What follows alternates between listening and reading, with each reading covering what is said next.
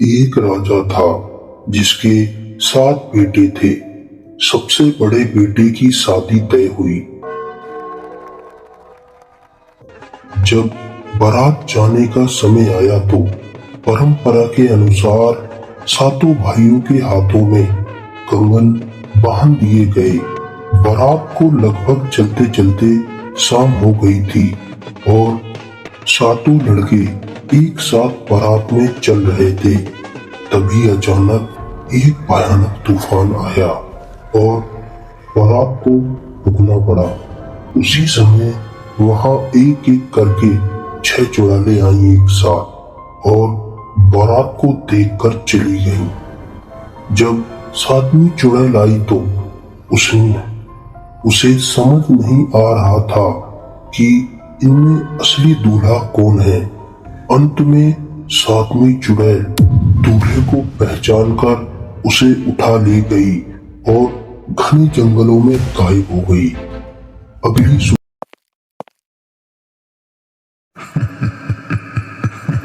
अगली सुबह जब बारात जगी तो दूल्हा गायब था। सबने बहुत ढूंढा और दूल्हा कहीं नहीं मिला। तब बारात दुल्हन के घर पहुंचती है। दुल्हन के पिताजी ने दूल्हे के पिताजी से बोला, हम विवाह के लिए तैयार हैं, दूल्हे को लाओ। तो दूल्हे के पिताजी बोले, हमारे यहाँ दूल्हे के कपड़ों से ही शादी की रस्म पूरी कराई जाती है। दूल्हे के पिताजी ने किसी को भी बिना कुछ भी बताए चुपचाप शादी संपन्न कराई। जब दुल्हन की विदाई हुई तो उसी रास्ते से डोली ले जाई गई। रात होने पर कहारों ने डोली उसी जगह रखी जहां दूल्हा गायब हुआ था। रात के सन्नाटे में चारों कहार आपस में बात करने लगे। यहाँ कल इसी जगह दूल्हा गायब हुआ था। दूल्हे को चुड़ैल उठा ले गई थी। अब हम घर जाकर सबको क्या जवाब देंगे? ये सारी बात दुल्हन ने सुन ली। सुबह होते ही जब कहारों ने डोली उठानी चाही तो दुल्हन ने साफ मना कर दिया। वहीं रुको, डोली नीचे उतारो, मैं कहीं नहीं जाऊंगी। मजबूर होकर कहार खाली डोली लेकर चले गए। दुल्हन दूल्हे को ढूंढती है और दूल्हा कहीं नहीं मिलता है। उसे ढूंढते ढूंढते रात हो जाती है। दुल्हन ठंड से ठिठुरती हुई आश्रय ढूंढने लगती है। वहां पर एक ऊंचे पेड़ पर दुल्हन चढ़कर बैठ गई। पेड़ के नीचे एक खटोला रखा हुआ था। आधी रात को वहीं चुड़ैलें आ गईं।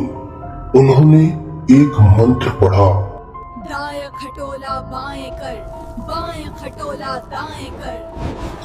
मंत्र पढ़ते ही वह बेहोश लड़का उठकर बैठ गया।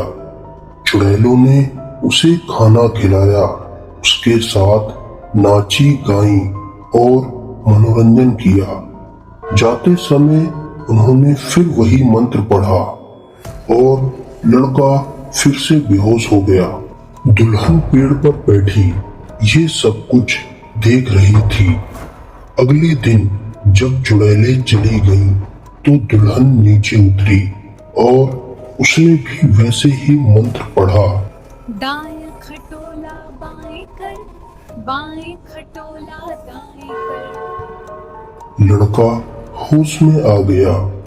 दिन भर दोनों साथ रहते, बातें करते और खुश होते। तुम्हारे साथ समय बिताना बहुत अच्छा लगता है। मुझे भी ऐसा लगता है जैसे हम हमेशा से साथ हैं। शाम होते ही दुल्हन मंत्र पढ़कर उसे वैसे ही सुला देती और खुद पेड़ पर चढ़कर बैठ जाती। कुछ दिनों बाद चुड़ैलों को शक हुआ। एक चुड़ैल बोली, यहाँ किसी इंसान की गंध आ रही है। तभी लड़के ने बहाना बनाया, यहाँ कौन आएगा? तुमने तो मुझे इस सुनसान जंगल में कैद कर रखा है। लेकिन चुड़ैलों को फिर भी उस लड़के की बातों पर यकीन नहीं हुआ। डर के मारे उन्होंने लड़के को एक संदूक में बंद कर दिया और यमुना पार एक सुनसान टापू पर फेंक दिया ताकि दुल्हन वहां तक ना पहुंच सके। दुल्हन उसे ढूंढते ढूंढते यमुना किनारे पहुंचती है, पर उसे अपना पति कहीं नहीं मिलता है। रोते रोते दुल्हन वहां जमीन खोदने लगती है, जिससे उसे वहां एक गुफा मिलती है। दुल्हन उस गुफा में चली जाती है। गुफा के अंदर एक प्राचीन समाधि थी, जहां एक बाबा बरसों से तपस्या कर रहे थे। वहां एक हरा भरा बगीचा और कुआं भी था। दुल्हन वहीं रहकर साफ सफाई करने लगी और बाबा की सेवा करने लगी।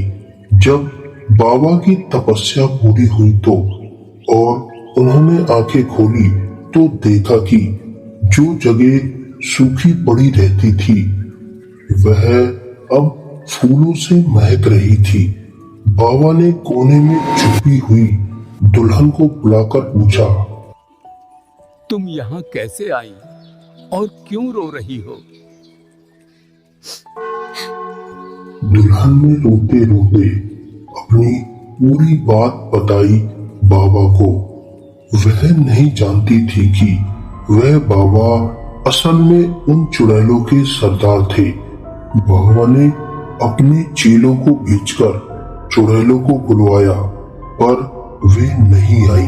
जाओ, तुम चुड़ैलों को बुका कर लाओ। चलो, तुम सबको बाबा ने बुलाया है। नहीं, हम नहीं जाएंगे। दूसरी बार फिर बाबा ने अपने दूसरे चेले को भेजा, पर फिर भी वो नहीं आई। अब तुम जाओ, उन चुड़ैलों को बुला कर लाओ। चलो, तुमको बाबा ने बुलाया है। नहीं, हम नहीं जाएंगे। होने पर कहारों ने डोली उसी जगह रखी जहां दूल्हा गायब हुआ था। रात के सन्नाटे में चारों कहार आपस तुम उन चुड़ैलों को पीटते हुए लाना मेरे पास।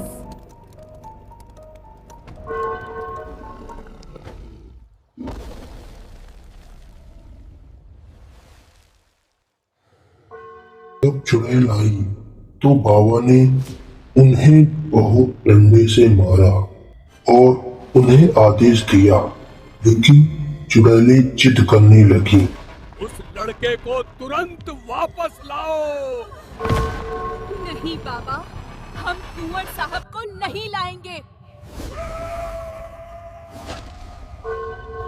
पर बाबा के मार के आगे उनकी एक न चली।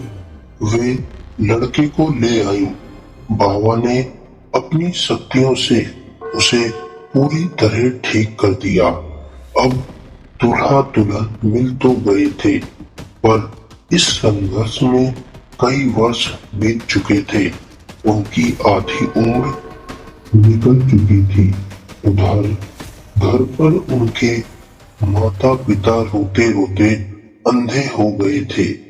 तभी बाबा ने एक उड़न खटोला तैयार किया और उन्हें विदा करते हुए कहा कि वे सीधे अपने घर पर ही उतरें। जब वे घर पहुंचते हैं तो उन्होंने देखा कि उनके माता पिता अंधे हो चुके हैं और उन्हें पहचान नहीं पा रहे हैं। तब दूल्हा दुल्हन ने बाबा को याद किया और प्रार्थना की, बाबा, आपने हमें नया जीवन दिया है। अब हमारे माता पिता की आंखों की रोशनी भी लौटा दीजिए ताकि वे हमें देख सकें और खुश हो सकें। बाबा ने अपने आशीर्वाद से उनके माता पिता की आंखें ठीक हो गई और अब पूरा परिवार फिर से खुशहाल रहने लगा।